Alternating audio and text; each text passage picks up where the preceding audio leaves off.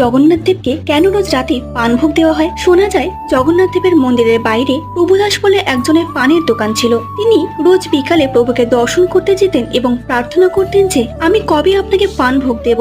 সব রকম ভোগ দেওয়া হয়, কিন্তু পান কেন দেওয়া হয় না? মনে মনে ভাবে সে কবে সুযোগ পাবে প্রভুকে পান খাওয়ানোর। একদিন তিনি দেখেন তার দোকানে দুইজন ব্যক্তি ভীষণ সুন্দর রাজবেশে সজ্জিত হয়ে তার দোকানে পান খেতে এসেছেন। এইভাবে বেশ কিছুদিন তারা রোজ প্রভুদাসের দোকানে পান খেয়ে চলে যেতেন, কিন্তু কোনোদিন পয়সা দিতেন না। এই বিষয়টি মন্দিরের এক সেবায়েত বলরাম দাস দেখলেন এবং প্রভুদাসকে বলে, আপনি রোজ দুজন ভিনদেশীকে পান খাওয়ান, কিন্তু তাদের থেকে আপনি পানের মূল্য নেন না কেন? এরপর আপনি তাদের থেকে কিছু চেয়ে নেবেন। পরের দিন প্রভুদাস সেই দুই ব্যক্তির কাছ থেকে একটা চাদর চেয়ে নিলেন। এরপর পরের দিন সকালে সেবায়েতরা দেখে জগন্নাথ দেবের গায়ের চাদর উধাও। তারপর জানা গেল স্বয়ং জগন্নাথ দেব ও বলরামই রোজ পান খেতে আসছেন সেই দোকানে। এরপর থেকেই রোজ জগন্নাথ দেবকে পান ভোগ দেওয়া শুরু হলো।